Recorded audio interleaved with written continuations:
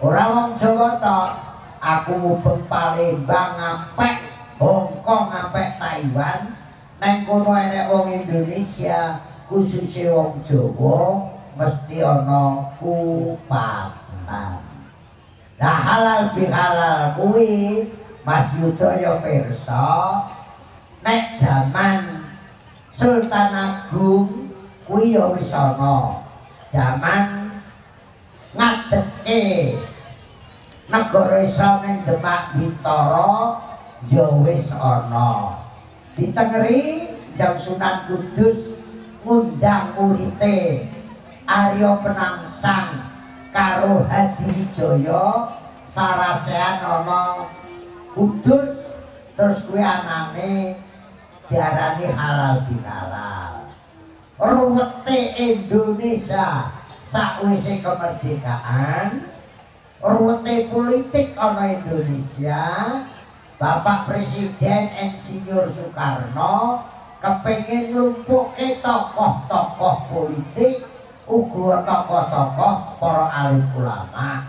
Pak Karno rembugan karo Mbah Hasyim Asy'ari supaya dianake kumpul sakwise lebaran, dianake parepatan, dianake sarasean sakwise lebaran ngiras pantes maaf memaafkan saling padha njaluk sepura akhire nganti sabrene dadi halal bihalal.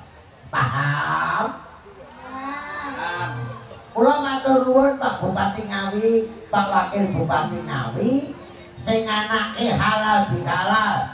Biasane nek pendopo saiki dikek alun-alun ini wujud Bapak Oni karo Pak Anto ngerangkul rakyat Ngawi supaya guyub rukun bebarengan kerja cerdas, kerja cepat dan kerja bermanfaat.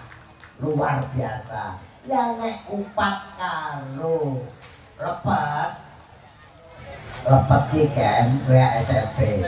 Lepet iki teko tembung luput, ngaku luput, isine ketan, pliket kental supaya pas seduluran ki ora pedhot. Nek upat isine beras sing putih sing wangi, nek lontong kuwi wujude dawa, sok kowe ngerti. Lontong itu sipate wong lanang, ya ngono kuwi. Ya dawa, enake nek diucek. Nek kupat ya ketutuk ngono kuwi. Lah kupat mangane enake nek dibulah tengah. Kuwi ya kaya sipate wong wedok ya meletek ngono kuwi. Wong wedok mleteke napa, Mas? Kok tak dudu foto. Kula nek kupat niku Nek kowe urung nek sing pojok ki papat lho. Malah meletek banget.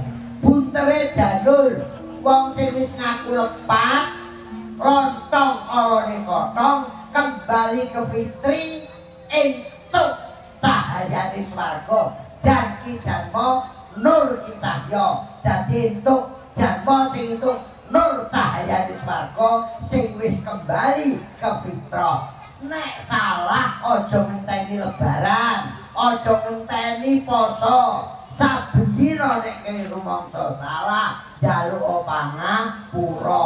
Sing nduweni pangapura halal, sing njaluk pangapura halal, akhire halal bihalal. Oh, ngene iki Pak nggo golek dhuwit ruwah sih. Iya. Mubah-mubah. Tembangnya. Ini kan sekretaris tombol kangen lah. Engko nek aku omonge netizen lho. Soal netizen rata buku ora nanggap bae ya kan. Silakan menghujat monggo. Ora nanggap bae. Pancen netizen niku netizen zaman sekarang itu menuntut baru. Kadasen. Iki aku nuntut karo dalang. Apa jujur ya? Dalang telu iki tetep sesuk taat. Lagi sebagian gusur royaltine pinter.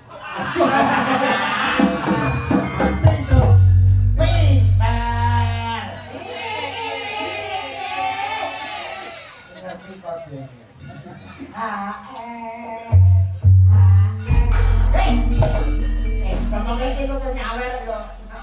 Wong ngene Bengkulu. Oke, nebang lho. Nggih, mau pamuritan apa, Pak? Enten ngertake kobongan saking anu jurangane sapi kamu dadar. Ngoten. Saipul. Nggih, monggo. Apa kulino nang Banyu to? Napa, Pak? Banyu niku kok jaluk tonggorangan. Pembotanan. Diaturke Bapak Bupati, Pak Wakil Bupati, Pak Camat seluruh Kabupaten Ngawi, Pak Lurah seluruh Kabupaten Ngawi.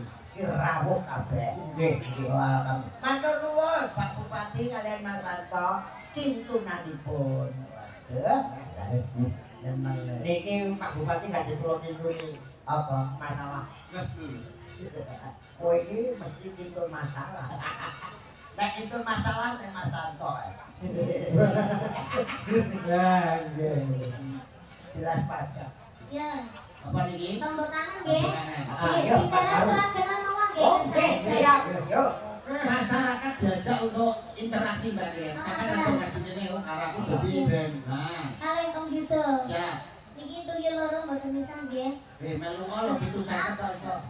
Aku melu. Sampeyan ngancani abahe, kule abahe saya keblok sampeyan sing nampani. Ora ceblok. Ora ceblok. Toilet adoh dadane pendopo. Mbok menawa ndasu nek dibuat. Lah modal karo ceblok ekonomi bisa. Kowe kan ning ndi? Teng mriki lho. Modal seremelo. Nggih lah, kula penging lho punan. Oh, ditone bojo ora oleh. Ngedeni cah cilik-cilik lho, raimu putih kabeh. Kowe kok melok wayang liya iki. Kira dalan yo. Kalau jek dalan tok nang kono. Oh, berarti mumpung kaloke didereke karo Pepadi Ngawi dan tim Gusur Buka. Ora karo apa itu. Melok malah kaya kelahe manuk lho. Monggo. Ya. Melirik ya om gitu. Oke. Monggo sedaya.